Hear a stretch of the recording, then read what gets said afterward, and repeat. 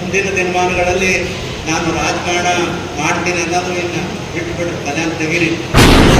ಭಾರತೀಯ ಜನತಾ ಪಕ್ಷ 25ಕ್ಕಿಂತ ಕಡಿಮೆ ಸ್ಥಾನ ಗೆಲ್ಲಂಗಿಲ್ಲ, 25 ಸ್ಥಾನ ಗೆಲ್ತಾವ ಅನ್ನುವಂಥದ್ರ ಬಗ್ಗೆ ಸಮೀಕ್ಷೆ ಕೊಡ್ತಾ ಇದೆ.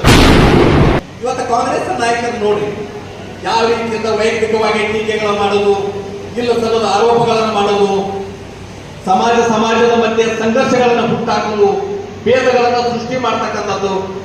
ಯಾವ ಬ್ರಿಟಿಷರು ಈ ದೇಶವನ್ನು ಆಳಬೇಕಾದ್ರೆ ನಮ್ಮ ಒಡಕನ್ನು ಸೃಷ್ಟಿ ಮಾಡಿ ದೇಶ ಆಳಿದ್ರು, ಅದೇ ಮಾನಸಿಕತೆಯನ್ನು ಹೊಂದಿರತಕ್ಕಂಥ ಕಾಂಗ್ರೆಸ್ ಪಕ್ಷ ಇವತ್ತು ಜಾತಿ ಸಮಾಜದ ಮಧ್ಯೆ ಒಡಕಲ್ಲಿ ಉಂಟು ಮಾಡಿ ಆಡಳಿತ ಮಾಡಬೇಕನ್ನುವಂತ ಅವರ ಕುತಂತ್ರ ಅದು ಫಲಿಸಂಗಿಲ್ಲ. ಕಳೆದ ಯಾರ ನೀವು ಮನೆ ಪತ್ರಿಕೆ ಹೇಳಿಕೆಗಳನ್ನ ಕೊಟ್ಟಿದ್ದೀವಿ ಒಂದು ಸಮಾಜದ ಬಂಧುಗಳು, ನಿಮ್ಮ ಪಕ್ಷದ ನಾಯಕರ ಪ್ರಶ್ನೆ ಮಾಡಿ. ಇವತ್ತು 5 ರಿಸರ್ವ್ ಕಾನ್ಸ್ಟಿಟ್ಯೂನ್ಸಿ ಒಳಗ ನಮ್ಮ ಸಮಾಜಕ್ಕೆ ನೀವು ಯಾಕೆ ಟಿಕೆಟ್ ಕೊಟ್ಟಿಲ್ಲ ಅಂತ ನೀವು ಅವರನ್ನು ಪ್ರಶ್ನೆ ಮಾಡಿ. ಆದ್ರ ದೇವರ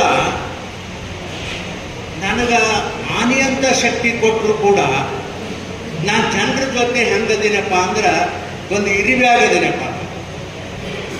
ಎಲ್ಲ ಸಮಾಜದ ಜನರಿಗೆ ಭಾಳ ಜನರ ತಲೆಯಾಗ ಏನಿರ್ತದ, ನನ್ನ ಸಮಾಜ ಭಾಳ ದೊಡ್ಡದದ ಅಂತ ತಿಳ್ಕೊತಾರೆ. ಮತ್ತು ಅವ ದೊಡ್ಡದಿದ್ದಾವ ತನ್ನ ಒಂದೇ ಸಮಾಜ ಓಟ್ ಹಾಕೊಂಡು ಅವ ಯಾರು ಗೆದ್ದು ಬರ್ತಾನೆ ಏನಪ್ಪ. ಈಗೂ ನೋಡಿ ಓಟ್ ಜಾಸ್ತಿ ಯಾರು ಹಾಕ್ತಾರಂದ್ರೆ ಬಡ ಜನ ಹಾಕ್ತಾರೆ. ಓಟ್ ಹಳ್ಳ್ಯಾಗ ಹೇಳೋದಾದ್ರೆ ಬಡ ಜನ 10 ಮಂದಿ ಹೇಳ್ತಾರೆ ತಮ್ಮ ಜೊತೆ ಇರ್ತಕ್ಕಂಥ ಬಡವರಿಗೆ.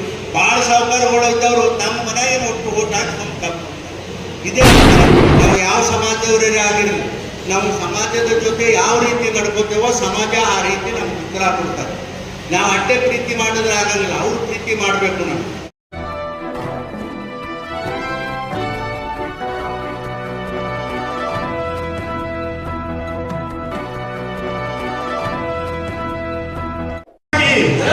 ಭಾರತೀಯ ಜನತಾ ಪಕ್ಷಕ್ಕೆ ನರೇಂದ್ರ ಮೋದಿಜಿ ಅವರಿಗೆ, ಜನಪ್ರಿಯ ಸಂಸದರ ಜಿಗ್ಗಿರಿ ಸಾಕಿಗೆ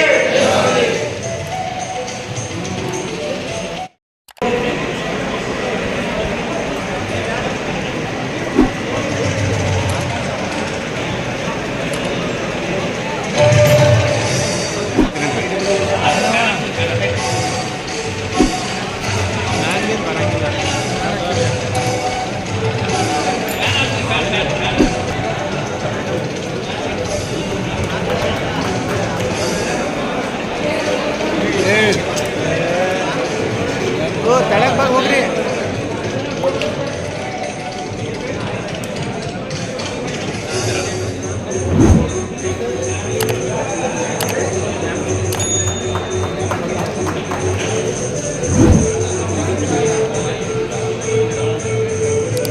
ಸರ್ ಬಂದ್ರು ನೋಡ್ರಿ, ಈಗ ಬಂದ್ರು ಸರ್ ಬಂದ್ರು ಕೇಳತ್ತಿಲ್ಲ.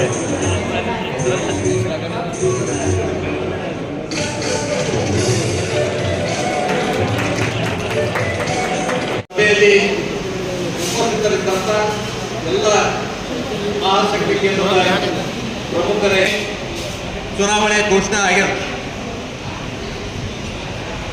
ನಮ್ಮೆಲ್ಲ ಕಾರ್ಯಕರ್ತರು ಅತ್ಯಂತ ಉತ್ಸಾಹದಿಂದ ಚಟುವಟಿಕೆಗಳಲ್ಲಿ ತೊಡಗಿದ್ದಾರೆ. ಮತದಾರ ಬಂಧುಗಳು ಕೂಡ ಚುನಾವಣೆಯ ದಿನಾಂಕವನ್ನು ಬಹಳ ಹತ್ತಿರದಿಂದ ನೋಡ್ತಾ ಇದ್ದಾರೆ.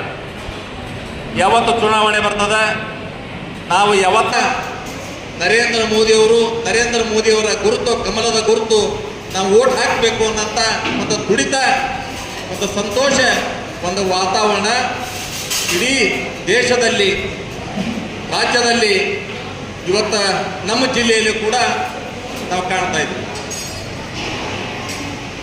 ಕಾರಣ ಏನು? 2014ಕ್ಕಿಂತ ಚುನಾವಣೆ ಹೊತ್ತಲಿದ್ದಂಥ ಸಂದರ್ಭದಲ್ಲಿ ಅವತ್ತಿನ ಪ್ರಧಾನಮಂತ್ರಿ ಅಭ್ಯರ್ಥಿಗಳಾಗಿರ್ತಕ್ಕಂಥ ನರೇಂದ್ರ ಮೋದಿಯವರು ನಮ್ಮ ಕಾರ್ಯಕರ್ತರಿಗೆ ಒಂದು ಭರವಸೆಯನ್ನು ಕೊಟ್ಟಿದ್ರು. ನಾನು ಮುಂದಿನ ಚುನಾವಣೆ ಅನ್ನೋದ್ರೊಳಗೆ ನಮ್ಮ ತಲೆ ತಗ್ಗಿಸಿ ಹೋಗತಕ್ಕಂಥ ಒಂದು ಕೆಲಸ ನಾನು ಮಾಡೋದಿಲ್ಲ ಅಂತನ್ನುವಂಥ ಒಂದು ಭರವಸೆಯನ್ನು ನಮ್ಮ ಕಾರ್ಯಕರ್ತರು ಕೊಟ್ಟಿದ್ರು.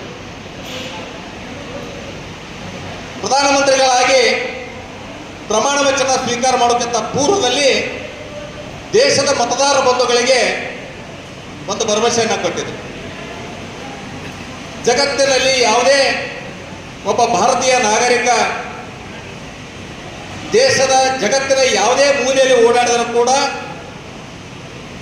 ದೇಶದ ಜನ ಅತ್ಯಂತ ಗೌರವಯುತವಾಗಿ ಎದೆ ಉಬ್ಬಿಸಿ ಎದೆ ತಟ್ಟುಕೊಂಡು ಜಗತ್ತಿನಲ್ಲಿ ಓಡಾಡ್ತಕ್ಕಂಥ ಒಂದು ವಾತಾವರಣವನ್ನು ನಾನು ತರ್ತೇನೆ ಅನ್ನೋಂಥ ಮಾತನ್ನ ದೇಶದ ಜನರಿಗೆ ಭರವಸೆ ಕೊಟ್ಟಿದೆ. ಇವು ಎರಡೂ ಭರವಸೆಗಳಿಂದ 2019 ಚುನಾವಣೆಯಲ್ಲಿ ಕೂಡ ನಮ್ಮ ಕಾರ್ಯಕರ್ತರು ಎದೆ ಎತ್ತಿ ತಲೆ ಎತ್ತಿ ಮತದಾರ ಮನೆಗೆ ಹೋದಾಗ ಮತದಾರ ಪ್ರಭುಗಳು ನಮ್ಮನ್ನು ಆಶೀರ್ವದಿಸಿದರು. ಕಳೆದ 10 ವರ್ಷದ ಆಡಳಿತದಲ್ಲಿ ದೇಶದಲ್ಲಿ ತಂದಿರತಕ್ಕಂಥ ಅನೇಕ ಬದಲಾವಣೆಗಳು, ದೇಶದಲ್ಲಿ ಅನೇಕ ಅಭಿವೃದ್ಧಿ ಕಾರ್ಯಗಳನ್ನು, ಜೊತೆಗೆ ಜಗತ್ತು ಮೆಚ್ಚುವಂತ ಒಂದು ನಾಯಕತ್ವ, ಇದನ್ನೆಲ್ಲ ಇವತ್ತು ಮತದಾರ ಪ್ರಭುಗಳು ನೋಡ್ತಾ ಇದ್ದಾರೆ. ಮತ್ತೊಮ್ಮೆ ಮೋದಿ ಸರ್ಕಾರ 3ನೇ ಬಾರಿಗೆ ಪ್ರಧಾನಮಂತ್ರಿಗಳನ್ನಾಗಿ ಮೋದಿಯವರನ್ನ ಮಾಡಬೇಕನ್ನುವಂತ ಒಂದು ಸಂಕಲ್ಪ ದೇಶದ ಜನ ಇವತ್ತು ಮಾಡಿದ್ದಾರೆ. ಹೀಗಾಗಿ ಇವತ್ತು ಯಾಕೆ ನಮ್ಮ ಕಾರ್ಯಕರ್ತರಿಗೆಲ್ಲರಿಗೂ ಇವತ್ತು ಚುನಾವಣೆಯನ್ನು ಮಾಡಬೇಕು ಅಂತ ಅನ್ನುವಂಥ ಒಂದು ಉತ್ಸಾಹ ದುಡಿತ ಯಾಕಂತಂದ್ರೆ ಕಳೆದ 10 ವರ್ಷದ ಆಡಳಿತದಲ್ಲಿ 65 ವರ್ಷ 75 ವರ್ಷ ಸ್ವತಂತ್ರ ಭಾರತದ ಇತಿಹಾಸದಲ್ಲಿ 65 ವರ್ಷ ಬಹುಪಾಲ ಆಡಳಿತ ಮಾಡಿರ್ತಕ್ಕಂಥ ಕಾಂಗ್ರೆಸ್, 10 ವರ್ಷದಲ್ಲಿ ಭಾರತೀಯ ಜನತಾ ಪಕ್ಷದ ಸರ್ಕಾರ ಬಂದಿರತಕ್ಕಂಥ ಅಭಿವೃದ್ಧಿ ಕಾರ್ಯಗಳು, ನರೇಂದ್ರ ಮೋದಿಯವರ ನೀತಿ ನಡವಳಿಕೆ ಮತ್ತು ದೇಶದ ನೇತೃತ್ವ ಕೇವಲ ದೇಶ ಮಾತ್ರ ಅಂತಲ್ಲ, ಇಡೀ ಜಗತ್ತು ಮೆಚ್ಚುವಂತ ಕಾರ್ಯ ಮಾಡಿರ್ತಕ್ಕಂಥದ್ದು ನರೇಂದ್ರ ಮೋದಿಯವರ ಆಡಳಿತದಲ್ಲಿ. ಪ್ರತಿಯೊಂದು ಕುಗ್ರಾಮ, ಪ್ರತಿಯೊಂದು ಹಳ್ಳಿಯಲ್ಲಿ, ಪ್ರತಿಯೊಂದು ಅತ್ಯಂತ ಕಡು ಬಡತನದಲ್ಲಿ ಕೂಡ ಪ್ರತಿಯೊಂದು ಮನೆಗೆ, ಪ್ರತಿಯೊಂದು ವ್ಯಕ್ತಿಗೂ ಕೂಡ ತರ್ತಕ್ಕಂಥ ಒಂದು ಕಾರ್ಯ ಮಾಡಿದ ಹಿನ್ನೆಲೆಯಲ್ಲಿ ದೇಶದ ಜನರಿಗೆ ಅನಿವಾರ್ಯ ಇವತ್ತು ನರೇಂದ್ರ ಮೋದಿ ಅವರ ನೇತೃತ್ವ ಬೇಕು ಅನ್ನುವಂಥದ್ರ ಬಗ್ಗೆ ಇವತ್ತು ನಾವು ವಾತಾವರಣ ನೋಡ್ತಾ ಇದ್ದೀವಿ. ಬಂಧುಗಳೇ, 2014ಕ್ಕಿಂತ ಪೂರ್ವದಲ್ಲಿ ದೇಶದಲ್ಲಿ ಸುರಕ್ಷತೆ ಅನ್ನುವಂಥ ಭಾವನೆ ಇರಲಿಲ್ಲ. ಆತಂಕ, ಭಯ, ರಕ್ಷಣೆ, ದೇಶ ಸುಭದ್ರವಾಗ್ಯದ. ಇವತ್ತು ದೇಶದಲ್ಲಿ ಯಾವುದೇ ಆಗಂತುಕ ಘಟನೆಗಳ ಆಗದ ರೀತಿಯ ಒಳಗ ನರೇಂದ್ರ ಮೋದಿ ಅವರ ನೇತೃತ್ವದ ಸರ್ಕಾರ ಇವತ್ತು ಮಾಡಿರ್ತಕ್ಕಂಥದ್ದು ಕಾರ್ಯ. ಹೀಗಾಗಿ ನಮ್ಮ ನರೇಂದ್ರ ಮೋದಿ ಅವರು ಕೊಟ್ಟಿರ್ತಕ್ಕಂಥ ಯೋಜನೆಗಳ ಪರಿಣಾಮ, ಒಂದು ಸಮರ್ಥ ನಾಯಕತ್ವ, ಇದನ್ನೆಲ್ಲವನ್ನು ಜನ ಇವತ್ತು ಮೆಚ್ಚಿದ್ದಾರೆ. ಹೀಗಾಗಿ ಈಗಾಗಲೇ ಬಹಳಷ್ಟು ನರೇಂದ್ರ ಮೋದಿ ಅವರ ಆಡಳಿತದ ಬಗ್ಗೆ ಜನಸಾಮಾನ್ಯರು ಕೂಡ ಇವತ್ತು ಗುಣಗಾನ ಮಾಡೋದರ ಜೊತೆಗೆ ಪಕ್ಷರಹಿತವಾಗಿ ಅನೇಕ ಸಂಘಟನೆಗಳು ಕೂಡ ದೇಶದ ಮೂಲೆ ಒಳಗ ಸಂಚಾರ ಮಾಡ್ತಾ ಇದ್ದಾರೆ. ಏನಂದ್ರೆ ದೇಶಕ್ಕೋಸ್ಕರ ನಾವು ಹಾಕ್ತಕ್ಕಂಥ ಮತ ಅದು ಭಾರತೀಯ ಜನತಾ ಪಕ್ಷಕ್ಕಲ್ಲ, ಭಾರತ ಮಾತೆಗೆ ಹಾಕ್ತಾ ಇದೀವಿ. ಹೀಗಾಗಿ ಭಾರತದ ಮಾತೆಯ ರಕ್ಷಣೆ ನಮ್ಮ ಪ್ರತಿಯೊಬ್ಬರ ಹಕ್ಕು, ಅದನ್ನು ನಾವು ಮಾಡಬೇಕು ಅನ್ನುವಂತ ಒಂದು ಕೆಲಸ, ನಮ್ಮ ಜವಾಬ್ದಾರಿ, ನಮ್ಮ ಕರ್ತವ್ಯ ಅಂತ ಹೇಳಿ ನಮ್ಮ ಪಕ್ಷದ ಕಾರ್ಯಕರ್ತರು ಅಷ್ಟೇ ಅಲ್ಲ, ನಮ್ಮ ಪಕ್ಷದ ಕಾರ್ಯಕರ್ತರ ಇಲ್ಲದಂತ ಅನೇಕ ವ್ಯಕ್ತಿಗಳು ಕೂಡ ದೇಶದಲ್ಲಿ ಸೈಕಲ್ ರ್ಯಾಲಿ ಮುಖಾಂತರ, ಬೈಕ್ ರ್ಯಾಲಿ ಮುಖಾಂತರ, ಥರ್ಡ್ ಪಾರ್ಟಿ ಕ್ಯಾಂಪೇನ್ ಎಲ್ಲ ರೀತಿಯಿಂದ ಇವತ್ತು ಅನೇಕ ಉದ್ಯಮದಾರರಿರ್ಬೋದು, ಮಠಾಧೀಶ ಇರ್ಬೋದು, ಸಾಮಾನ್ಯ ಜನರು ಕೂಡ ದೇಶದೊಳಗ ನರೇಂದ್ರ ಮೋದಿ ಅವರ ನೇತೃತ್ವ ಅಕಸ್ಮಾತ್ ಈ ಬಾರಿ ನಾವು ಕಳ್ಕೊಂಡು ಬಂದ್ರೆ ಮುಂದಿನ ದಿನಗಳಲ್ಲಿ ಭಾರತ 12 ಸ್ಥಾನದಲ್ಲಿ ಆರ್ಥಿಕವಾಗಿ ಹಿಂದಿದ್ದಂತ ರಾಷ್ಟ್ರ 10 ವರ್ಷದ ಆಡಳಿತದಲ್ಲಿ ಜಗತ್ತಿನಲ್ಲಿ 5ನೇ ಸ್ಥಾನದಲ್ಲಿ ಬಂದು ನಿಂತಿದ್ದು ನರೇಂದ್ರ ಮೋದಿ ಅವರ ನೇತೃತ್ವ, ಅವರ ಒಂದು ಸಂಕಲ್ಪ ಮುಂದಿನ ಕೆಲವೇ ವರ್ಷಗಳಲ್ಲಿ ಅದು ನಂಬರ್ 3ನೇ ಸ್ಥಾನದಲ್ಲಿ ಭಾರತ ನಿಲ್ಲಬೇಕನ್ನುವಂತ ಮೋದಿ ಅವರ ಸಂಕಲ್ಪಕ್ಕೆ ನಾವು ಅಣಿಯಾಗಬೇಕಂತ ಹೇಳಿ ದೇಶದ ಜನ ಮೂಲಿಮಲ್ಲಿಂದ ಹೊರಬಿಟ್ಟರು. ಹೀಗಾಗಿ ನಮ್ಮ ಕಾರ್ಯಕರ್ತರು ನಾವು ಎದೆ ಎತ್ತಿ ನಾವು ಓಡಾಡಬೇಕಾಗಿದ್ದೀವಿ. ಅದರ ಜೊತೆಗೆ ನಮ್ಮ ರಾಜ್ಯದಲ್ಲಿ ಬಿಜೆಪಿ ಸರ್ಕಾರ ಇದ್ದಂತ ಸಂದರ್ಭದಲ್ಲಿ ಕೊಟ್ಟಿರ್ತಕ್ಕಂಥ ಅನೇಕ ಯೋಜನೆಗಳು, ಅದರ ಜೊತೆಗೆ ನಮ್ಮ ಜಿಲ್ಲೆಗೆ ಒಂದು ಕಡೆ ನಾವು ಯೋಚನೆ ಮಾಡೋಣ. ಸುದೀರ್ಘ ಅನೇಕ ವರ್ಷಗಳಿಂದ ಭಾರತೀಯ ಜನತಾ ಪಕ್ಷ ವಿಜಯಪುರ ಈಗಾಗಲೇ ಅನೇಕ ಸಮೀಕ್ಷೆಗಳು ಕೂಡ ನೋಡ್ರಿ, ಚುನಾವಣೆ 6 ತಿಂಗಳಿಂದ ಹಿಡಿದು ನಮ್ಮ ಸಮೀಕ್ಷೆಗಳು ವರದಿ ಬರ್ತಾ ಇದಾವೆ.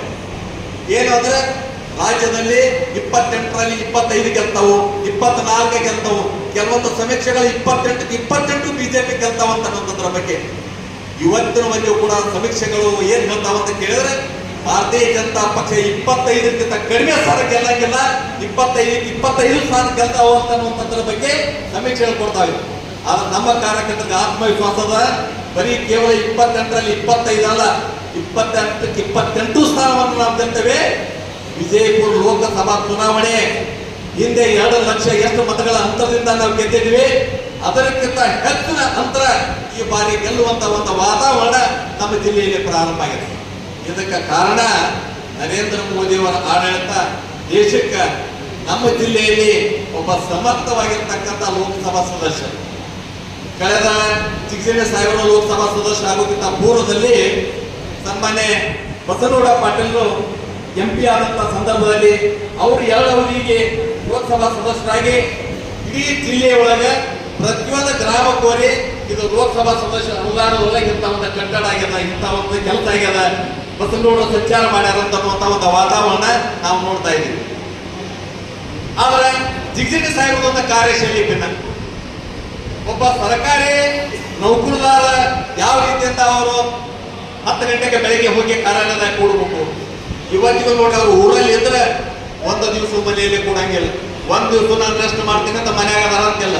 ಬೆಳಿಗ್ಗೆ 10 ಗಂಟೆಗೆ ಅವರು ಬಂದ್ರೆ ತಮ್ಮ ಕಾರ್ಯಾಲಯದಲ್ಲಿ, ತಮ್ಮ ಲೋಕಸಭಾ ಸದಸ್ಯರ ಕಾರ್ಯಾಲಯದಲ್ಲಿ 10 ಗಂಟೆಯಿಂದ ಸಂಜೆ 5 ಗಂಟೆವರೆಗೆ ಜನರ ಕಷ್ಟಗಳು, ಎಲ್ಲೆಲ್ಲಿ ಏನೇನು ಸಮಸ್ಯೆಗಳದ, ಅದಕ್ಕೆ ಏನೇನು ಪರಿಹಾರ ಮಾಡ್ಬೇಕನ್ನೋದ್ರ ಜೊತೆಗೆ ಯೋಜನೆಗಳನ್ನು ಏನೇನು ತಯಾರಿ ಮಾಡಬೇಕಾಗ್ಯದ, ನಾನು ಏನೇನು ಯೋಜನೆಗಳ ತಗೊಂಡು ನಾನು ಲೋಕಸಭಾಗೆ ಹೋಗ್ಬೇಕಾಗ್ಯದ, ನರೇಂದ್ರ ಮೋದಿಯವರ ಬಳಿ ಸರ್ಕಾರದ ಬಳಿ ಏನೇ ನಾನು ಪ್ರಾಜೆಕ್ಟ್ಗಳು ಮಾಡ್ಕೊಂಡೋಗಿ ನನ್ನ ಜಿಲ್ಲೆಗೆ ನಾನು ಏನು ಅನುದಾನ ತರಬೇಕಂತ ಹೇಳಿ ಕಳೆದ 10 ವರ್ಷದಿಂದ ಅವರ ಒಂದು ಪ್ರಯತ್ನ, ಅವರ ಒಂದು ಪರಿಶ್ರಮದಿಂದ ಕಳೆದ 10 ವರ್ಷದಲ್ಲಿ ನಮ್ಮ ಜಿಲ್ಲೆಗೆ ಬಂದಿರತಕ್ಕಂಥ ಅನುದಾನ 1 ಲಕ್ಷ ಕೋಟಿ.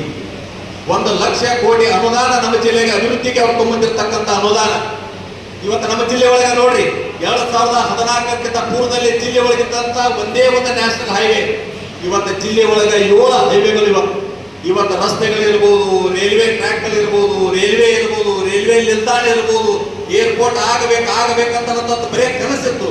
ಆ ಕನಸು ತಕ್ಕಂಥದ್ದು ಅವರ ಒಂದು ಪ್ರಯತ್ನದಿಂದ ಇಡೀ ದೇಶದೊಳಗೆ ನರೇಂದ್ರ ಮೋದಿ ಅವರು ಕುಡಿಲಿಕ್ಕೆ ನೀರು ಕೊಟ್ಟಿರ್ತಕ್ಕಂಥದ್ದು ಜಲಜೀವನ ಮಿಷನ್ ಅಡಿ ಒಳಗೆ ಇಡೀ ಜಿಲ್ಲೆ ಒಳಗೆ ಪ್ರತಿಯೊಬ್ಬರ ಮನೆಗೆ ಕುಡಿಲಿಕ್ಕೆ ನೀರು ಕೊಟ್ಟಿರ್ತಕ್ಕಂಥ ಕಾರ್ಯ ಮಾಡಿರ್ತಕ್ಕಂಥದ್ದು. ಅದು ವಿಶೇಷವಾಗಿ ಅವರೇ ಹಿಂದೆ ಕೇಂದ್ರ ಸಚಿವರಾಗಿದ್ದಂತ ಸಂದರ್ಭದಲ್ಲಿ ಅವತ್ತ ತೆಲಂಗಾಣ ರಾಜ್ಯ ಬೇರೆ ಬೇರೆ ರಾಜ್ಯಕ್ಕೆ ಪ್ರವಾಸ ಮಾಡಿ ಇದನ್ನ ನಾನು ಕೂಡ ದೇಶದಲ್ಲಿ ಅನುಷ್ಠಾನಕ್ಕೆ ತರಬೇಕಂತ ಹೇಳಿ ನರೇಂದ್ರ ಮೋದಿ ಅವರ ಮೇಲೆ ಪ್ರಾಜೆಕ್ಟ್ ತಗೊಂಡು ಹೋಗಿ ಅದನ್ನ ಅನುಷ್ಠಾನಕ್ಕೆ ಬರುವಲ್ಲಿ ಪ್ರಯತ್ನಕ್ಕೆ ಅವತ್ತು ಕೂಡ ರಮೇಶ್ ಜಿಗಜಿಣಗಿ ಅವರ ಒಂದು ಪ್ರಯತ್ನ, ಅವರ ಒಂದು ಪರಿಶ್ರಮ ಕೂಡ ಅದ. ಹೀಗಾಗಿ ಇಡೀ ಜಿಲ್ಲೆ ಒಳಗ ಒಂದು ಅಭಿವೃದ್ಧಿ ಕಾರ್ಯಗಳ ಜೊತೆಗೆ ರಮೇಶ್ ಜಿಗಜಿಣಗಿ ಅವರ ಸುದೀರ್ಘ ಅವರ ಆಡಳಿತ, ಅವರ ಕಳೆದ 40 ವರ್ಷದಿಂದ ಸತತವಾಗಿ ಅಧಿಕಾರದಲ್ಲಿ ಇದ್ರ ಒಂದು ದಿವಸ ಕೂಡ ಯಾರ ಭಾವನೆಗಳಿಗೂ ಕೂಡ ಧಕ್ಕೆ ತರದ ರೀತಿಯ ಒಳಗ ಎಲ್ಲಿಯೂ ಕೂಡ ಅವರ ನಡವಳಿಕೆಯಿಂದ ಮತ್ತೊಬ್ಬರ ಮನಸ್ಸಿಗೆ ನೋವು ಆಗದ ರೀತಿಯ ಒಳಗೆ ಆಡಳಿತ ಮಾಡಿರ್ತಕ್ಕಂಥದ್ದು.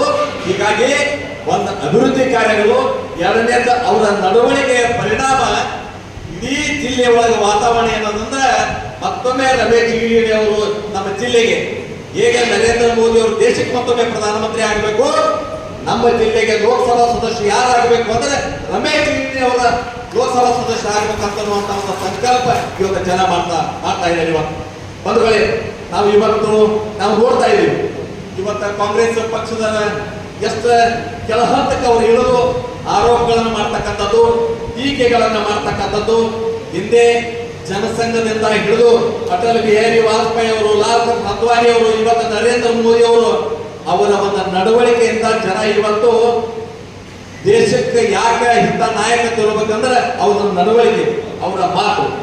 ಇವತ್ತು ಕಾಂಗ್ರೆಸ್ ನಾಯಕರು ನೋಡ್ರಿ ಯಾವ ರೀತಿಯಿಂದ ವೈಯಕ್ತಿಕವಾಗಿ ಟೀಕೆಗಳನ್ನು ಮಾಡೋದು, ಇಲ್ಲ ಸಲ್ಲದ ಆರೋಪಗಳನ್ನು ಮಾಡೋದು, ಸಮಾಜದ ಮಧ್ಯೆ ಸಂಘರ್ಷಗಳನ್ನು ಹುಟ್ಟಾಕಲು, ಭೇದಗಳನ್ನು ಸೃಷ್ಟಿ ಮಾಡ್ತಕ್ಕಂಥದ್ದು. ಯಾವ ಬ್ರಿಟಿಷರು ಈ ದೇಶವನ್ನು ಆಳಬೇಕಾದ್ರೆ ನಮ್ಮ ಒಡಕನ್ನು ಸೃಷ್ಟಿ ಮಾಡಿ ದೇಶ ಆಳಿದ್ರು, ಅದೇ ಮಾನಸಿಕತೆಯನ್ನು ಹೊಂದಿರತಕ್ಕಂಥ ಕಾಂಗ್ರೆಸ್ ಪಕ್ಷ ಇವತ್ತು ಜಾತಿ ಸಮಾಜದ ಮಧ್ಯೆ ಒಡಕಲ್ಲಿ ಉಂಟು ಮಾಡಿ ಆಡಳಿತ ಮಾಡಬೇಕನ್ನುವಂತ ಅವರ ಕುತಂತ್ರ ಅದು ಫಲಿಸಂಗಿಲ್ಲ. ಕಳೆದ 10 ವರ್ಷದಲ್ಲಿ ಜನ ನೋಡಿದಾರೆ, ನೀವು ಏನೇ ಕುತಂತ್ರ ಮಾಡಿದ್ರು ಅದು ಆಗೋದಿಲ್ಲ. ಇತ್ತೀಚೆಗೆ ನಾವು ನೋಡ್ತಾ ಇದೀವಿ ಕೆಲವು ನಾಯಕರ ಒಂದು ಹೇಳಿಕೆಗಳನ್ನ, ಯಾವ ರೀತಿ ಅಂತ ನರೇಂದ್ರ ಮೋದಿ ಅವರ ಬಗ್ಗೆ ಟೀಕೆಗಳನ್ನ ಮಾಡ್ತಕ್ಕಂಥದ್ದು.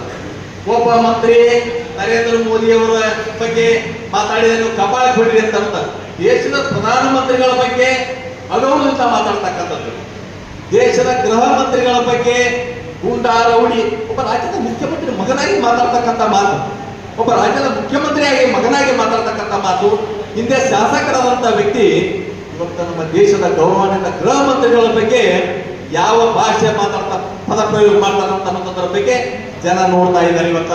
ಹೀಗಾಗಿ ನೀವು ಏನೇ ಕುತಂತ್ರ ಮಾಡಿದ್ರು ಕೂಡ ಆ ಕುತಂತ್ರ ಫಲಿಸಂಗಿಲ್ಲ. ಇವತ್ತು ಮೊನ್ನೆ ಒಂದು ಸಂದರ್ಭದೊಳಗೆ ಸಾಂದರ್ಭಿಕ ಅನುಸಾರವಾಗಿ ವ್ಯಕ್ತಿ ಬಗ್ಗೆ ಮಾತಾಡ್ತಕ್ಕಂಥದ್ದನ್ನ ಅದನ್ನ ತಿರುಚಿ ಇವತ್ತ ಕಾಂಗ್ರೆಸ್ಸಿನ ನಾಯಕರು ನಮ್ಮ ಸಂಸದರ ಬಗ್ಗೆ ಇಲ್ಲ ಸಲ್ಲದ ಮಾತುಗಳನ್ನಾಡಿ ಸಮಾಜದಲ್ಲಿ ಭೇದವನ್ನು ಸೃಷ್ಟಿ ಮಾಡ್ತಕ್ಕಂಥದ್ರೊಳಗೆ ಅವರು ಪ್ರಯತ್ನ ಕೈ ಹಾಕ್ಯಾರ ಅವರು. ಆದ್ರೆ ನಿಮ್ಮ ಪ್ರಯತ್ನ ಅದರ ಫಲಿಸಂಗಿಲ್ಲ.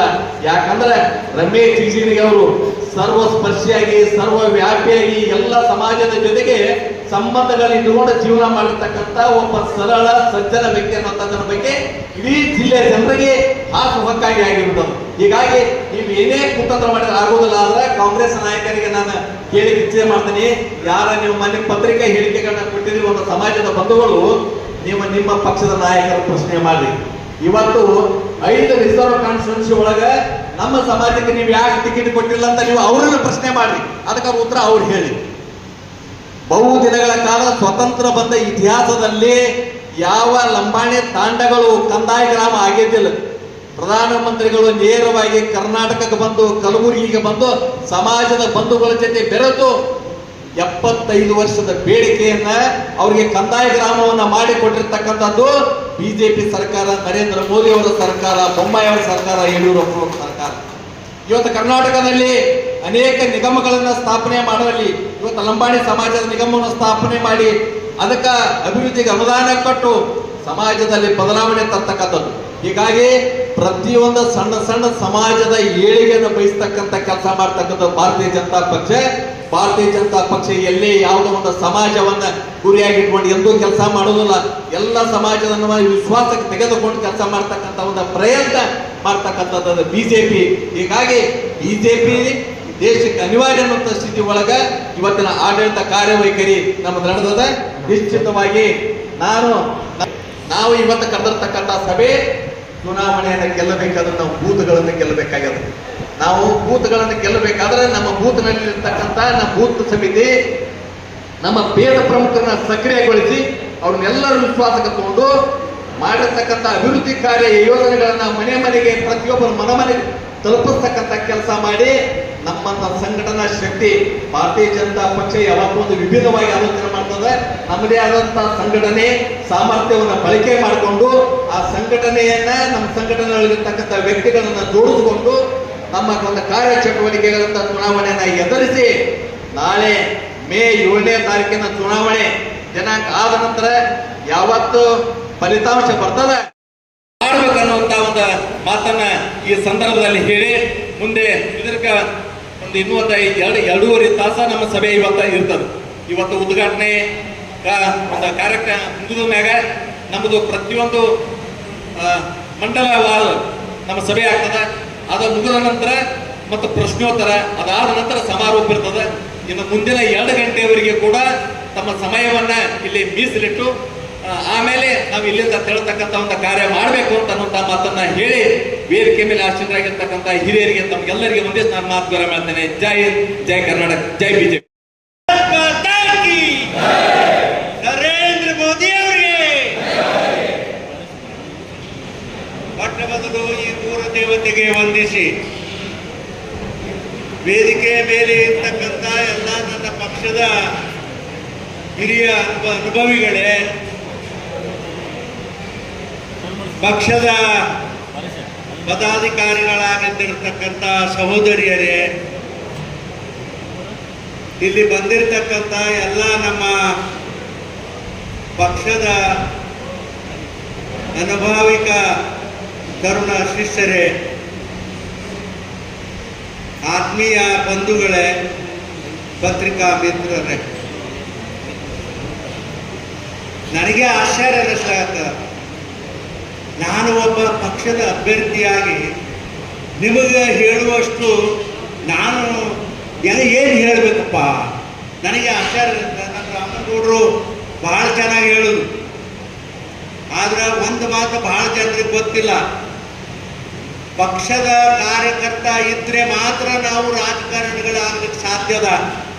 ಪಕ್ಷದ ಕಾರ್ಯಕರ್ತರು ಇಲ್ಲ ಅಂದ್ರೆ ನಮ್ಮ ಪರವಾಗಿ ಕೆಲಸ ಮಾಡದೇ ಇದ್ರೆ ನಾವು ಜೀರೋ ಆಗ್ತೇವೆ ಅಂತಕ್ಕಂಥದ್ದು ಭಾಳ ಜನ ತಿಳ್ಕೊಂಡಿಲ್ಲ ಅಂತಕ್ಕಂಥ ಮಾತವನ್ನು ಈ ಸಂದರ್ಭದಲ್ಲಿ ಹೇಳಿ, ನನ್ನ ಇಡೀ ಜೀವಮಾನದವರೆಗೆ ಸುಮಾರು 40-45 ವರ್ಷದ ಅನುಭವಗಳಲ್ಲಿ ನಾನು ಹೇಳುವುದರ ಜೊತೆಗೆ ಪಕ್ಷದ ಕಾರ್ಯಕರ್ತರಿಂದ ಬಹಳ ನಾನು ಕಲ್ತ್ಕೊಂಡಿದ್ದೀನಿ. ಅದು ಭಾಳ ಜನರಿಗೆ ಗೊತ್ತಿಲ್ಲ. ಅವ್ರೇನು ಹೇಳನೆ ಹೋಗ್ನಿ ಅಂತ, ನಾ ಹಂಗೆ ಅನ್ನಂಗಿಲ್ಲ. ಅವ್ರು ಏನು ಹೇಳ್ತಾರೆ, ಚಲೋದು ಹೇಳ್ತಾರೋ ಕೆಟ್ಟ ಹೇಳ್ತಾರೋ ಅದನ್ನೆಲ್ಲನೂ ಕೇಳಿಸ್ಕೊಂಡು ಆಯ್ತು ಗೌಡ್ರೆ ಅಂತ ಹೇಳಿ ಅಷ್ಟು ಹೇಳಿ ಕಳಿಸ್ತಾರೆ. ಆದರೆ ಇವತ್ತು ಪಕ್ಷದ ಅಭ್ಯರ್ಥಿಯಾಗಿ ಪಕ್ಷದ ನಾಯಕರು ದೇಶದಲ್ಲಿ ನನ್ನ ಒಬ್ಬರು ಬಿಜಾಪುರ ಜಿಲ್ಲೆಯ ಅಭ್ಯರ್ಥಿಯಾಗಿ ಘೋಷಣೆ ಮಾಡ್ಯಾರ. ಆದ್ರೆ ದೇವರ ನನಗೆ ಆನಿಯಂತ ಶಕ್ತಿ ಕೊಟ್ಟರು ಕೂಡ ನಾನು ಜನರ ಜೊತೆ ಹೆಂಗದೀನಪ್ಪ ಅಂದ್ರೆ ಒಂದು ಇರಿವ್ಯಾಗದೀನಪ್ಪ. ಎಲ್ಲ ಸಮಾಜದ ಜನರಿಗೆ ಭಾಳ ಜನರ ತಲೆಯಾಗ ಏನಿರ್ತದ, ನನ್ನ ಸಮಾಜ ಭಾಳ ದೊಡ್ಡದದ ಅಂತ ತಿಳ್ಕೊತಾರೆ. ಮತ್ತು ಅವ ದೊಡ್ಡದಿದ್ದವ ತನ್ನ ಒಂದೇ ಸಮಾಜದ ಓಟ್ ಹಾಕೊಂಡು ಅವ ಗೆದ್ದು ಬರ್ತಾನೆ. ಏನಪ್ಪ ಎಷ್ಟೇ ದೊಡ್ಡವರಿಲ್ಲ, ಎಲ್ಲ ಸಮಾಜಗಳನ್ನು ಒಟ್ಟಿಗೆ ಕರ್ಕೊಂಡು ಹೋದ್ರೆ ಮಾತ್ರ ನಮ್ಮ ರಾಜಕಾರಣ ಅನ್ನೋದು ನಮ್ಮ ಪಕ್ಷದ ಕಾರ್ಯಕರ್ತರು ಕೂಡ ತಿಳ್ಕೋಬೇಕು. ಯಾಕಂದ್ರೆ ಇಲ್ಲಾಂದ್ರೆ ನಮಗೆ ಬೇರೆದವರು ಸಪೋರ್ಟ್ ಮಾಡದೇ ಇದ್ರೆ ನಾವು ಏನೂ ಆಗ್ಲಿಕ್ಕಾಗೋದಿಲ್ಲ.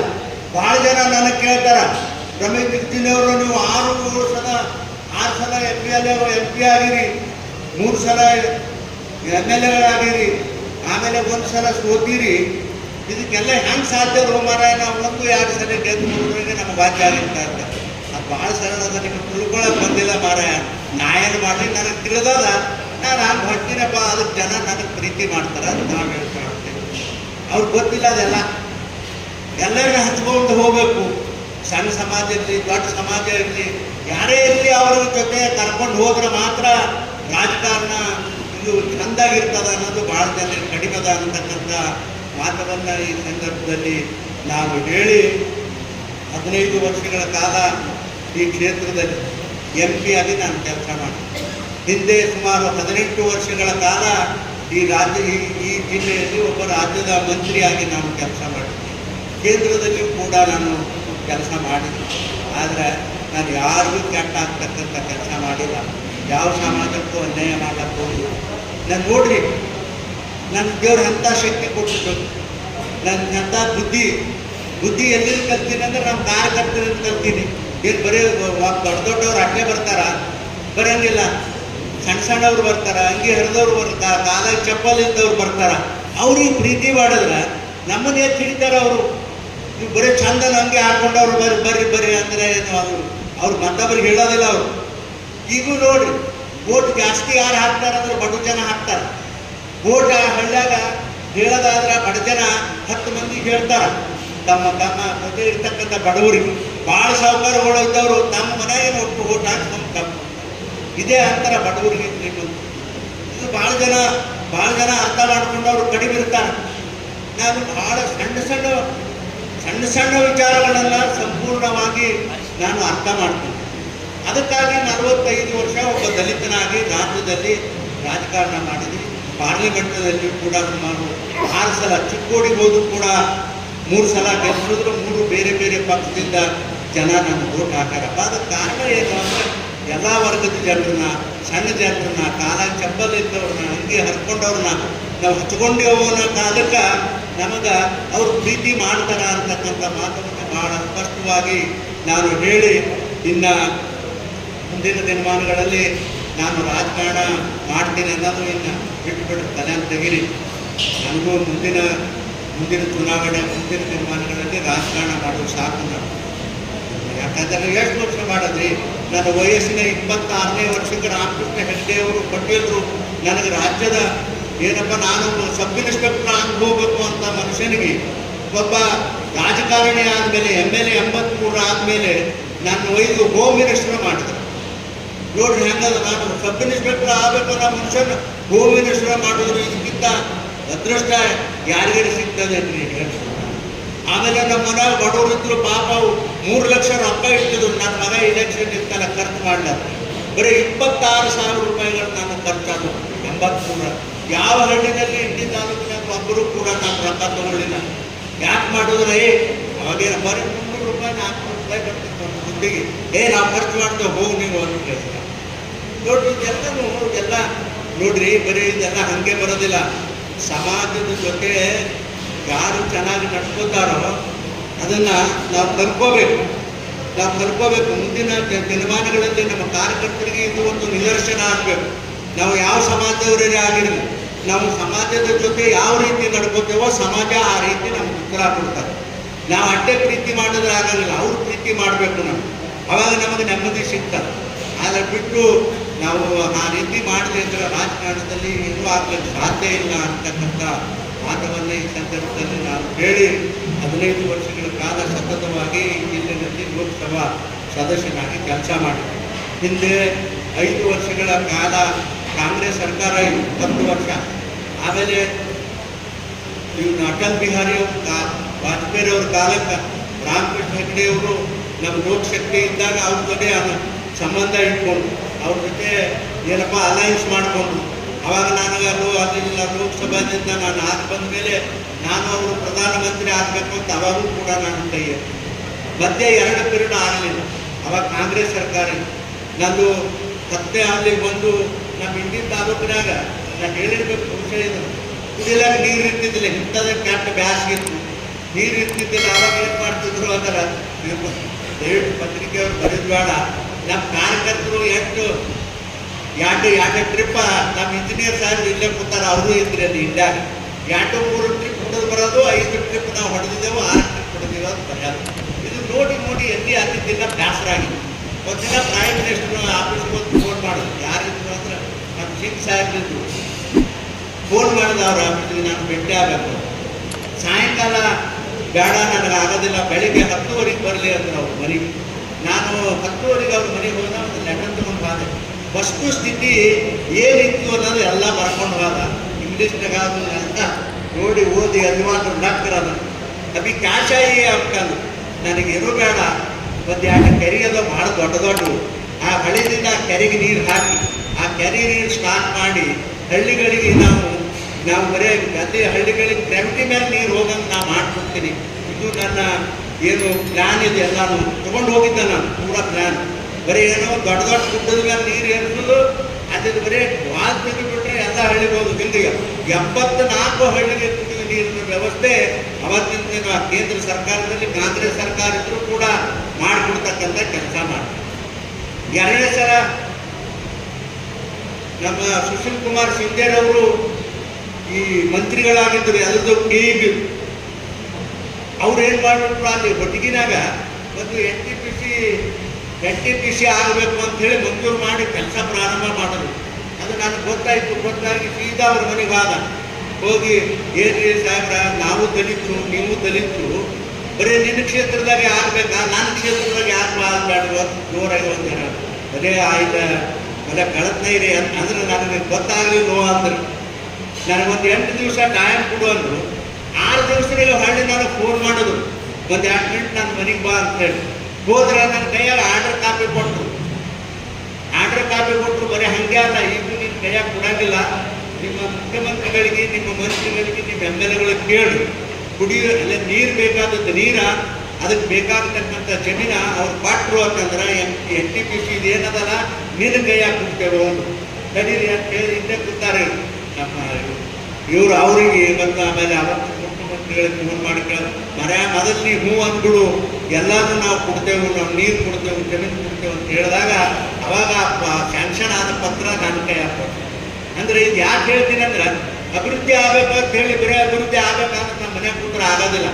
ಕಾಲಾಗಿನ ಚಪ್ಪಲ್ ಹರ್ಕೊಂಡು ತಿರುಗಾಡಿದ್ರೆ ಮಾತ್ರ ಅಭಿವೃದ್ಧಿ ಮಾಡ್ಲಿಕ್ಕೆ ಸಾಧ್ಯ. ಈಗ ಇವಕ್ಕೆಲ್ಲ ಹೇಳೋರು ಇವ್ರು ಹೇಳಿದ್ರು ನಮ್ಮ 7 ನ್ಯಾಷನಲ್ ಆಗ್ಯಾವ, ಹಂಗೆ ಆಗಿಲ್ಲ. ನಾವು ಹೋಗಿ FIR ಮಂತ್ರಿಗಳಿಗೆ, ಪ್ರಧಾನಮಂತ್ರಿಗಳಿಗೆ ನಾವು ಯಾವ ಕೇಳಿನಿ ನಾನು ಅಂತೂ ಒಂದೂ ಇಲ್ಲ ಅಂತಿಲ್ಲ. ರೈಲ್ವೆ ಕೇಳಿದ ಡಬಲ್ ಹೇಳಿ ರೈಲ್ವೆ ಕೊಟ್ಟರು, ಕರೆಂಟ್ ಅವ್ರ ಕರೆಂಟ್ ನಮ್ಗೆ ಗೊತ್ತಿದ್ದಿದ್ದಿಲ್ಲ, ಅವರೇ ಮಾಡಿಕೊಟ್ರು ಕರೆಂಟ್ ರೈಲ್ವೆ ಇರಲಿ ಬಿಜಾಪುರ್ಗೆ ಅಂತ ಹೇಳಿ. ನೋಡ್ರಿ ಅವ್ರು ಹಿಂದೆನೂ ಹಾಗೆ, ಈಗೂ ನಮ್ಮ ಸರ್ಕಾರ ಬಂದಮೇಲೆ ಒಂದು ಕೆಲಸನೂ ಕೂಡ ನಾನು ನಿಂತಿಲ್ಲ. ಎಲ್ಲ ಕೆಲಸ ಒಂದು ಕೆಲಸ ನಿಂತದ. ಏನಪ್ಪ ಅಂತಂದ್ರೆ ಇಲ್ಲಿನಾಗ ಒಂದು ಸೂಪರ್ ಸ್ಪೆಷಾಲಿಟಿ ಹಾಸ್ಪಿಟಲ್ ಆಗಬೇಕಾಗಿತ್ತು. ಅದನ್ನು ಆ ಬಿಲ್ಡಿಂಗು ಹಿಂದೆ ಕಾಂಗ್ರೆಸ್ಸಿನ ಸರ್ಕಾರದಾಗ ಆ ಬಿಲ್ಡಿಂಗ್ ಕಟ್ಟಿದ್ರು, ಅಲ್ಲಿ ಸರ್ಕಾರದ ಆಗಬೇಕು ಅಂತ ಭಾಳ ಒತ್ತಾಯ ಮಾಡಿದ. ಆದರೂ ಕೂಡ ಅದು ಆಗಿಲ್ಲ. ಒಂದು ಕೆಲಸ ಮಾತ್ರ ಉಳಿದದ ಅಂತ ಹೇಳಿ ಈ ಸಂದರ್ಭದಲ್ಲಿ ಹೇಳಿ, ಮುಂದಿನ ದಿನಮಾನಗಳಲ್ಲಿ ಆ ಕೆಲಸ ಪುನಃ ನಾನು ಕೈಗೆತ್ಕೋತೀನಿ. ಜನ ಆರಿಸ್ಕೊಟ್ರೆ ನಾನು ಕೈಗೆತ್ಕೋತೀನಿ ಅಂತಕ್ಕಂಥ ಮಾತವನ್ನು ಈ ಸಂದರ್ಭದಲ್ಲಿ ಹೇಳಿ ಇನ್ನು ಸಾಕಿ. ಇನ್ನು ನಾವು ಪಕ್ಷದ ಕಾರ್ಯಕರ್ತರಿಗೆ ಏನು ಹೇಳ್ಬೇಕಪ್ಪ, ನಮ್ಮ ರಾಮಗೌಡರು ಹೇಳ್ಯಾರ, ನಮ್ಮ ಅಧ್ಯಕ್ಷ ಅಂದ್ರಿ ನೀವು ಬರೀ ಜೀಪ್ ತಗೊಂಡು ಅಲ್ವಾದ ಇಲ್ವಾದ ಬೀಗರಿ ಬೆಟ್ಟಾದ ಇದು ಅಂದ್ರೆ ಹಂಗೆ ಆಗೋದಿಲ್ಲ. ಮೊದಲು ಏನಿತ್ತು ಟರ ಫೋನ್ ಹೊಡೆದ್ರು, ಅದು ಫೋನ್ ಏನು ಕೆಟ್ಟಿರ್ತಿತ್ತು, ಅವ್ರ ನಂಬರ್ ಇದೆ ಹಾಕಿ. ಈಗೇನಿಲ್ಲ, ಅವ್ನು ಎಲ್ಲರ ಕೈಯಾಗ ಒಂದೊಂದು ಮೊಬೈಲ್ ಅದಾವ. ನಮ್ಮ ಹೆಂಡತಿ ಬೇರೆ ಊರಾಗಿರ್ತಾರ, ಬೀಗರು ಬೇರೆ ಊರಾಗಿರ್ತಾರ, ಅವ್ರಿಗೊಂದು ಫೋನ್ ಹೊಡೆಯೋದಪ್ಪ, ನಮ್ಮ ಜಿಗ್ಜಿಂದೆ ನಿಂತಂದ್ರು ಅವ್ನಿಗೊಂದು ಫೋಟೋ ಹಾಕ್ರಿ ಅಂತ ಕಾರ್ಯಕರ್ತರಿಗೆ ಹೇಳೋದು. ಮತ್ತು ನೀವು ಅದನ್ನು ಅಟ್ಟೆ ಹೇಳಕ್ಕೆ ಅಲ್ಲಿಗೆ ಹೋಗ್ಬೇಕು, ಅವ್ರ ಊರಿಗೆ ಹೈರಾಣ. ಅದೇ ಕೆಲಸನೇ ನಿಮ್ಮ ಬೂತ್ಗಳಲ್ಲಿ ತನಿಖೆ. ಇದು ನಾ ಯಾಕೆ ಹೇಳ್ತೀನಿ ಅಂದ್ರೆ, ಈ ಬೂತ್ನಾಗ ಇರ್ತಕ್ಕಂಥ ಶಕ್ತಿ ಬೇರೆ ಎಲ್ಲಿ ಇಲ್ಲ. ನೀವು ಬೂತ್ನಾಗ 100 ವೋಟ್ ಇತ್ತು ಅಂದ್ರೆ ಅದ್ರಾಗ 80 ವೋಟ್ ಹಾಕ್ಸಿದ್ರೆ ಅದು ಶಕ್ತಿ ಅಲ್ಲ ಅದು. ಮತ್ತು ನೀವು 80 ವೋಟ್ ಹಾಕಿ ಬೇರೆ ಕಡೆ ಹೋಗಿ ಹಾಕ್ಸ್ಲಿಕ್ಕೆ ಸಾಧ್ಯ ಅದ, ಹಾಕೋದಕ್ಕೆ ಆಗೋದಿಲ್ಲ. ಭಾಳ ಆದ್ರೆ ನೀನು ಬೇರೆ ಊರಾಗ ಇರ್ತಕ್ಕಂಥ ಬೀಗರು 4 ಜನ ಇರ್ತಾರೆ, ಅವ್ರು ವೋಟ್ ಹಾಕ್ತಾರೆ. ಅದಕ್ಕೆ ನಿಮ್ಗೆ ಕೈ ಮುಗಿತೀನಿ. ನಮ್ಮ ಇಲ್ಲಿ ಏನಾದಂದ್ರೆ ಹಾದಿನ ಮೇಲೆ ಇರ್ತಕ್ಕಂಥ ಕ್ರೀಮ್ ಏನು ಇರ್ತದ, ಮಲಾಯಿ ಹಾಕಿದ್ರೆ ಅದಕ್ಕೆ ಏನಂತೀರಪ್ಪ, ಹಾಲಿನ ಮೇಲಿನ ಕೆನೆ ಇದ್ದಂಗೆ ಅದೀರಿ. ಇವತ್ತು ಬಂದವರು ನೀವು ಬರೇ ಕೆನೆ ರೀ, ಹಾಲಿನ ಮೇಲಿನ ಕೆನೆ, ಹಾಲು ಕೆನೆ ಹ್ಯಾಂಗೆ ಬರ್ತದ, ಉಳಿತಿದವರೆಲ್ಲ ಹಾಲಿದ್ದಾಗ. ಈಗ ನಾನು ಕೆನೆ ಅದ, ಈಗ ಬಂದಿರ್ತಕ್ಕಂಥವ್ರು ಎಲ್ಲ ಹಾಲಿನ ಮೇಲಿನ ಕೆನೆ ಇದ್ದಂಗೆ. ಅತ್ಯಂತ ಪ್ರಮುಖವಾದ ಕಾರ್ಯಕರ್ತರು ನೀವು ಬಂದಿರಿ. ನಿಮ್ಮ ಕೆಲಸ ಏನಪ್ಪ ಅಂತಂದ್ರೆ ನಿಮ್ಮ ಬೂತ್ ಮಟ್ಟದಲ್ಲಿ ಎಲ್ಲ ಬೂತ್ ಮಟ್ಟದವರೇ ನಿಮ್ಮ ಮುಂದೆ ಅಲ್ಲ. ನೀವು ಕೆಲವೊಬ್ಬರು ಪ್ರಭಾರಿಗಳಿರ್ತೀರಿ, ಕೆಲವೊಬ್ಬರು ನಿಮ್ಮನ್ನು ನೇಮಕ ಮಾಡಿರ್ತಾರ. ನೀವು ಹಳ್ಳಿಗೆ ಹೋಗಿ ನಿಮ್ಮ ಬೂತ್ ಪ್ರಚಾರ ಮಾಡಬೇಕು ಹೆಚ್ಚಿಗೆ.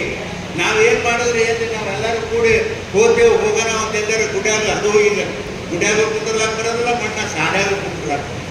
ಎಲ್ಲರೂ ಗಿಡದ ಕೆಳಗೆ ನಿಂತು ನೋಡ್ರಿ ಎಲ್ಲರೂ ಓಟ್ ಹಾಕ್ರಿ ಅಂತ ಅವ್ರು ಹೇಳಿ ನಾವು ಹೇಳೋದು, ಇವರು ಎಲ್ಲರೂ ನಮ್ಮ ಪಕ್ಷಕ್ಕೆ ಓಟ್ ಹಾಕ್ರಿ ಅಂತ ಅವ್ರು ಹೇಳೋದು ಬರೋದು.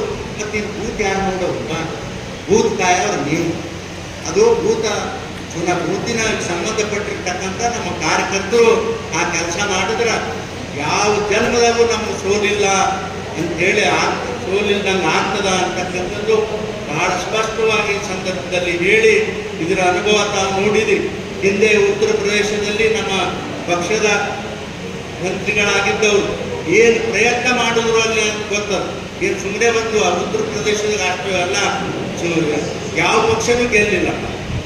ಇವತ್ತು ನೋಡಿ, ಅವ್ರು ಏನೇ ಆಗಿರಲಿ, ಅದಕ್ಕೆ ನೀವು ಮಾತ್ರ ಪಕ್ಷದ ಬೂತ್ಗಳ ಬಗ್ಗೆ, ಹಳ್ಳಿಗಳಲ್ಲಿರ್ತಕ್ಕಂಥ ಬೂತಿನ ಬಗ್ಗೆ ಹೆಚ್ಚಿನ ನೀವು ಹೆಚ್ಚಿನ ಜವಾಬ್ದಾರಿಯನ್ನು ತಗೊಂಡ್ರೆ ನಮ್ಗೆ ಯಾವ ಕೂಡ ತೊಂದರೆ ಆಗೋದಿಲ್ಲ ಅಂತಕ್ಕಂಥ ಮಾತನ್ನು ಈ ಸಂದರ್ಭದಲ್ಲಿ ನಾವು ಹೇಳಿ, ಇನ್ನು ನಮ್ಮ ವಿರೋಧಿಗಳು ಮಾಡ್ತಕ್ಕಂಥ ಚಟುವಟಿಕೆ ನಿಮ್ಮೆಲ್ಲರಿಗೂ ಗೊತ್ತದ. ಆದರೆ ನೋಡ್ರಿ, ನಾನು ಸತ್ತಮಾಯ, ನಾ ಯಾರಿಗೆ ಅಂದು ಮಾತಾಡಂಗಿಲ್ಲ, ನಾ ಯಾರಿಗೆ ಅನ್ನಂಗಿಲ್ಲ, ನಾ ಬೈದಿರ್ತೀನಿ. ನಾ ಬೇರೆ ಯಾವ ಸಮಾಜದವ್ರಿಗೆ ಅನ್ನಂಗಿಲ್ಲ, ಯಾರಿಗೂ ನಾ ಕಣ್ಣಾಗೆ ಅಂತ ಮಾತಾಡಂಗಿಲ್ಲ. ಅಂಥದ್ದು ನೀವು ಹೋಗಿ ಲಮಣರು ಹೋಟೆ ಬೇಡ ಅಂತ ಹೇಳಿ ಹೆಂಗ್ರಿ ಬರೀತಾರೆ, ತಿರ್ಚಿ ಬರೀತಾರೆ. ಮತ್ತು ಹಾಗೆ ಮಾಡಂಗಿಲ್ಲ. ಅದಕ್ಕೆ ಏನೋ ಮ್ಯಾಲ ಪ್ರಸಾದ ಇಟ್ಟಿಟ್ಟು ಏನೇನೋ ಮಾಡ್ತಾರೆ, ಮಾಡಲಿ. ನಮ್ಮ ಕಡೆಯಿಂದ ಪ್ರಸಾದ ಇಡ್ಲಕ್ಕೂ ಆಗೋದಿಲ್ಲ, ಇಂಥವು ಬಾರಿಸ್ಲಕ್ಕೂ ಆಗೋದಿಲ್ಲ. ಗುಂಡಾತಿವ್ರ ನೀವು ಯಾರು ಬರೆಸಿರಿ ಇದನ್ನು ಯಾರು ಮಾಡಿರಿ ದೇವರು ನಿಮ್ಗೆ ಒಳ್ಳೇದು ಮಾಡಲಿ ಅಂತೇಳಿ ಈ ಸಂದರ್ಭದಲ್ಲಿ ನಾನು ನಿಜವಾಗಿ ಆ ಸಮಾಜಕ್ಕೆ ಯಾವತ್ತೂ ಕೂಡ ನಮ್ಮ ಸಮಾಜ ದಲಿತ ಸಮಾಜ ನಾನು ಇರೋದು ಎಲ್ಲಿ ನಾನು ಓಟ್ ಇರೋದು ಎಲ್ಲಿ ಬರ್ತದೆ ನಿಮಗೆ ತಾಂಡ್ಯದಾಗೆ ಓಟದ ನಾನು ಮತ್ತು ಅವ್ರಿಗೆ ಬೀಳ್ತೀನ ನಾನು ತಾಂಡ್ಯದಾಗ ಇದ್ದವ್ರು ನನ್ನ ಓಟ್ ತಾಂಡ್ಯದಾಗ ಬಿಜಾಪುರಾಗಿದ್ದು ನೋಡ್ರಿ ನಿಮ್ಮ ಮುನ್ಸಿಪಾಲ್ಟ ನಂದು ಭೂತ್ನಾಥ್ ತಾಂಡ್ಯದಾಗ ನಾನು ದೊಡ್ಡ ಕುಟುಂಬದ ಓಟ್ ಅಲ್ಲೇನದ ಅವ್ರಿಗೆ ಹ್ಯಾಂಗೆ ಬೀಳ್ತೀನಪ್ಪ ಅಂದರೆ ಇವರು ಒಟ್ಟಾರೆ ಏನಪ್ಪ ಅಂದ್ರೆ ಕಾಂಗ್ರೆಸ್ ಮುಖಂಡರಿಗೆ ಕಾಂಗ್ರೆಸ್ ಪಕ್ಷದವರಿಗೆ ಕಾಂಗ್ರೆಸ್ ಕಾರ್ಯಕರ್ತರಿಗೆ ನನ್ನ ಮೇಲೆ ಅಪವಾದ ಹೊರಿಸ್ಬೇಕು ಅಂತೇಳಿ ಏನು ಜನ್ಮದಲ್ಲಿ ಸಿಗಲಕ್ಕೆ ಸಾಧ್ಯ ಇಲ್ಲ ಅವರು ಅಗದಿ ಅದು ಹೇಳ್ದ ಕಂದಿನ ಹಚ್ಕೊಂಡು ಹುಡುಕಾಡಿದ್ರು ಅವ್ರಿಗೆ ನನ್ನ ಜನ್ಮದಾಗಿನ ಏನೇನು ತಪ್ಪು ಸಿಗ್ತದ ಅಂದ್ರೆ ಅದು ಸಾಧ್ಯ ಇಲ್ಲ ನಾನು ಒಬ್ಬ ನಿಜವಾದ ನನ್ನ ಕುಟುಂಬ ಪರಿಶ್ರಮವಾದ ಕುಟುಂಬ ನನ್ನ ತಾಯಿ ತಂದೆ ಪರಿಶ್ರಮದಲ್ಲಿ ನಮ್ಮನ್ನೆಲ್ಲ ಬೆಳೆಸಿದವರು ನಾವೇನು ಮಾಡ್ಲಿಕ್ಕೆ ಸಾಧ್ಯ ರೀ ಹೇಳಿ ಒಬ್ಬ ರಾಜಕಾರಣಿಯಾಗಿ 45 ವರ್ಷ ರಾಜಕಾರಣ ಮಾಡಿದರೆ ಇವತ್ತು ನನ್ನ ಮನೆ ಬಂಗಾರದ ತುಂಬೆ ಆಗಬೇಕಾಗಿದೆ ಆದರೆ ನನ್ನ ಪರಿಶ್ರಮದಿಂದ ನನ್ನ ಕುಟುಂಬದ ಪರಿಶ್ರಮದಿಂದ ನಾವು ಮುಂದೆ ಬಂದಿದ್ದೀವಿ ಬರೀ ನನ್ನ ಮಕ್ಕಳು ಶಾಲೆ ಓದಿಲ್ಲ ಅಂತೇಳಿ ನಾನು ಹೇಳ್ತೀನಿ 4,000 ರೂಪಾಯಿ ಜಮೀನು ತಗೊಂಡು ಇವತ್ತು ಅದೊಂದು ಎಲ್ಲ ಸಿಟಿಯಾಗಿ ಬಂದು ಒಂದೊಂದು ಕೋಟಿ ಆಗಿದೆ ನಾನು ಏನು ವಸೀಲಿ ಹೆಚ್ಚಾದ ತೋರಪ್ಪ ನನ್ನ ಪಾಠ ಏನಿಲ್ಲ ನೋಡಿ ಎಲ್ಲಿ ಏನೇನೂ ಸಂಬಂಧ ಇಲ್ಲ ಬೇರೆ ರಾಜಕಾರಣಿಗೆ ನನಗೆ ಏನೂ ಸಂಬಂಧ ಇಲ್ಲ ನನ್ನ ರಾಜಕಾರಣ ಬೇರೆಯಿಂದ ನಾ ಹೊಡ್ತೀನಿ ಗಾಡಿ ಅವ್ರವ್ರಿಗೆ ಹೆಂಗೆ ಬರ್ತದೆ ಅವ್ರು ಹೊಡ್ಕೊಂಡು ಹೊಂಟಾರಪ್ಪ ಹೋಗಿ ಅವ್ರಿಗೆ ಯಾರಿಗಿಲ್ಲ ಅಂತ ಅಭ್ಯಂತರ ಅಂತೂ ಇಲ್ಲ ನಮ್ಮ ರಾಜಕಾರಣ ನೀತಿ ನಾ ಬಿಡೋದಿಲ್ಲ ಇದು ಕಾರಣೀಭೂತರು ಯಾರಂದ್ರೆ ಸನ್ಮಾನ್ಯ ರಾಮಕೃಷ್ಣ ಹೆಗಡೆ JH ಪಟೇಲ್ರು ನನಗೆ ತೋರಿಸಿಕೊಟ್ಟಂಥ ಮಾರ್ಗದಲ್ಲಿ ಇವತ್ತಿಗೂ ಕೂಡ ಅವರ ಹೆಜ್ಜೆಯನ್ನಿಟ್ಟು ಇಲ್ಲಿವರೆಗೂ ನನ್ನ ಸಾಧನೆಯನ್ನು ಮಾಡತಕ್ಕಂಥ ಪ್ರಯಾಸ ನನ್ನ ಕಾರ್ಯಕರ್ತರು ಮಾಡ್ಯಾರ ಮುಂದಿನ ದಿನಮಾನಗಳಲ್ಲಿ ಕೂಡ ಮಾಡ್ತಾರ ಅಂತಕ್ಕಂಥ ಮಾತನ್ನು ಭಾಳ ಸ್ಪಷ್ಟವಾಗಿ ಹೇಳಿ ಮುಂದಾಗ ಎಲ್ಲ ಹಿರಿಯರು ಹೇಳ್ತಾರೆ ಜಿಂದ ಒಬ್ಬ ಗುರುವಾದನ ಮುಂದೆ ನನಗೊಂದು ಗುರಿ ಅದ ಅಂತಕ್ಕಂಥ ಮಾತ ಈ ಸಂದರ್ಭದಲ್ಲಿ ಹೇಳಿ ನನ್ನ ಗುರಿ ಸಾಧಿಸ್ತಾನ ನಾನಂತೂ ನನಗಂತೂ ದೇವರೇನು ಹೇಗಿರಿ ನಾನು ಇಷ್ಟು ಮಾತ್ರ ಗ್ಯಾರಂಟಿ ಅಲ್ಲ ಭಾಳ ಜನ ಪ್ರಯತ್ನ ಮಾಡ್ಯಾರ ಅವರೆಲ್ಲ ಸೋತಾರ ಮುಂದೆ ಏನು ನನಗೆ ಮಾಡ್ಲಿಕ್ಕಾಗೋದಿಲ್ಲ 83 ವರ್ಷ ನನ್ನ ದೇವರು ನನಗೆ ನಿನ್ನ ಆಯುಷ್ಯದ ಬರೆದು ಕಳಿಸಾನ ನನ್ನ ಹಣೆ ಬರೆದ ಯಾರೂ ಏನು ಮಾಡ್ಲಿಕ್ಕೆ 80 ವರ್ಷ ಬದುಕನವನೇ ನನ್ನ ಜೀವನದಾಗ ಏನದ ಹಠ ಅದನ್ನು ತೀರಿಸ್ಲಿಕ್ಕೆ ಪ್ರಯತ್ನ ಮಾಡೋನೆ ನಾನಂತೂ ಬಿಡೋದಿಲ್ಲ ಒಬ್ಬ ದಲಿತರಾಗಿ ರಾಜ್ಯದಲ್ಲಿ ಒಂದು ಇತಿಹಾಸ ನಿರ್ಮಾಣ ಆಗಬೇಕು ಅಂತಕ್ಕಂಥ ನನ್ನ ಇಚ್ಛೆ ಆಗ್ತದೋ ಬಿಡ್ತದೋ ಅದು ದೇವ್ರಿಗೆ ಬಿಡೋದು ಅದು ನಾನು ಮಾತ್ರ ಬಿಡೋದಿಲ್ಲ ಅಂತಕ್ಕಂಥ ಮಾತನ್ನು ಭಾಳ ಗಟ್ಟಿಯಾಗಿ ಈ ಸಂದರ್ಭದಲ್ಲಿ ಹೇಳಿ ಮುಂದಿನ ನಿರ್ಮಾಣಗಳಲ್ಲಿ ಕೂಡ ನಾ ರಾಜಕಾರಣ ಮಾಡದೇ ಇದ್ದರೆ ರಾಜಕಾರಣ ಬಿಟ್ಟು ಕೂಡಿರ್ತೀನಿ ಅಂತಲ್ಲ ನನ್ನ ಪಕ್ಷದ ಕಾರ್ಯಕರ್ತರು ಇನ್ನು ಈ ಪಕ್ಷ ಬಿಡೋ ಪ್ರಶ್ನೆನೇ ಇಲ್ಲ ನನಗೆ ಭಾಳ ಜನ ಕರೆದ್ರು ನಿಮಗೆ ಬರೀ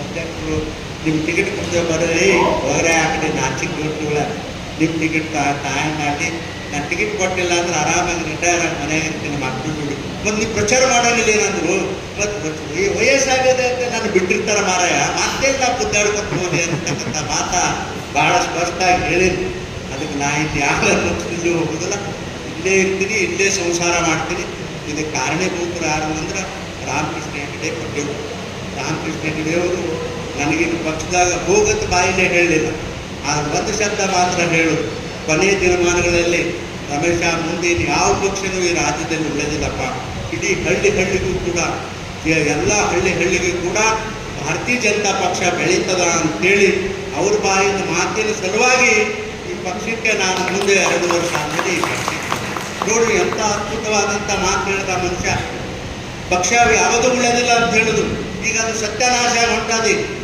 ಕಾಂಗ್ರೆಸ್ ಪಕ್ಷ ಏನೇನೋ ಮಾಡಿ ಗದ್ದಲ ಮಾಡಿ ಗದ್ದಲ ನೋಡ್ರಿ ಪಾಪಷ್ಟು ಜನ ಅಂದ್ರೆ ಈ ಸರ್ಕಾರದಾಗ ದಲಿತರಿಗೆ ಬರಬೇಕಾದಂಥ 11 ಕೋಟಿ ರೂಪಾಯಿ ಅಲ್ರಿ ಅದು 22 ಕೋಟಿ ರೂಪಾಯಿ ತೊಗೊಂಡಾರ ಈಗ 22,000 ಕೋಟಿ ರೂಪಾಯಿ ತೊಗೊಂಡಾರ ಬರೀ 11,000 ಕೋಟಿ ಅಲ್ಲ ಬರೀ ಏನು ಹೇಳಿದ್ವಿ ದಿನ ಬರೀ 11 ಕೋಟಿ ತೊಗೊಂಡ್ರೆ 11 ಕೋಟಿ ತೊಗೊಂಡ್ರ 22 ಕೋಟಿ ರೂಪಾಯಿ 1,000 ಕೋಟಿ ರೂಪಾಯಿ ದಲಿತರ ಹಣವನ್ನು ಮುಣಗಿಸ್ತಕ್ಕಂಥ ಕೆಲಸ ಮಾಡ್ಯಾರ ನಾನು ಹಿಂಗೆ ಹೇಳ್ತೀನಿ ಎದಕ್ಕಪ್ಪ ತೊಗೊಂಡ್ರಿ ಇಷ್ಟು ವರ್ಷ ಯಾರು SCPT ಅಮೌಂಟ್ ಕೈ ಹಚ್ಚಿದ್ದಿಲ್ಲ ಯಾವ ಸರ್ಕಾರದವರು ನೀವು ಕೈ ಹಚ್ಚಿರಿ ಅದಕ್ಕೆ ನೀವು ಪಾಪಷ್ಟು ಅಂತ ಹೇಳ್ತೀರಿ ಅದಕ್ಕೆ ಪಾಪ ತಟ್ಟ್ಯಾದ ಎಲ್ಲಿ ತಟ್ಟ್ಯಾದ ನೋಡಿ ಹಿಂದೆ ಮಳೆ ಬರ್ತಿತ್ತು ಒಂದೆಡೆ ಮಳೆ ಬರ್ತಿತ್ತು ಮುಂಗಾರಿಯಲ್ಲಿ ಬರ್ತಿತ್ತು ಹಿಂಗಾರಿಯಲ್ಲಿ ಬರ್ತಿತ್ತು ಯಡಿಯೂರಪ್ಪಣ್ಣ ಪಾಪ ಹೈರಾಣಾಗಿ ಚಡ್ನಿ ಮಾಡಿ ಮ್ಯಾಗ ಇರಿಸ್ಕೊಂಡು ಮುಖ್ಯಮಂತ್ರಿ ಅದಕ್ಕೆ ತಿರುಗಾಡ್ತೀವಿ ಅಪ್ಪ ಮಳಿ ಬಂದದ ನಮ್ಮ ಪಾಪ ರೈತರು ಸಾಯ್ಲಾಗತ್ತಾರ ಅವಕ್ಕೇನ್ರಿ ಆಶ್ರಯ ಮಾಡೋಣ ಅಂತ ಹೇಳಿ ತಿರುಗಾಡಿ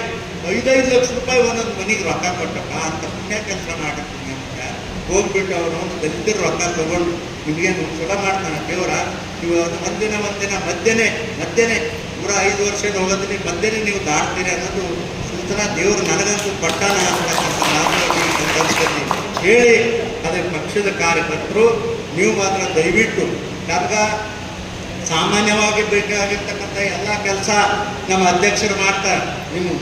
ನಿಮ್ಮ ಕೆಲಸ ಏನು ಅಂದರೆ ನಿಮ್ಮ ಬೂತ್ ಮಟ್ಟದಲ್ಲಿ ನೀವು ಅತ್ಯಂತ ಸದೃಢರಾದ ನಾವು ಹೇಳಿ ದಯವಿಟ್ಟು ನಾನೇನಾದರೂ ತಪ್ಪು ಮಾತಾಡಿದ್ರೆ ದಯವಿಟ್ಟು ಕಾರ್ಯಕರ್ತರು ಕ್ಷಮೆ ಮಾಡಿ ಅಂತ ಹೇಳಿ ಮತ್ತೊಂದು ಸಲ ತಮ್ಮೆಲ್ಲರಿಗೆ ಕೇಳಿ ನಿಮ್ಮೆಲ್ಲರಿಗೆ ವಂದಿಸಿ ನಾನು 2 ಮಾತು ಮುಗಿಸ್ತೀನಿ.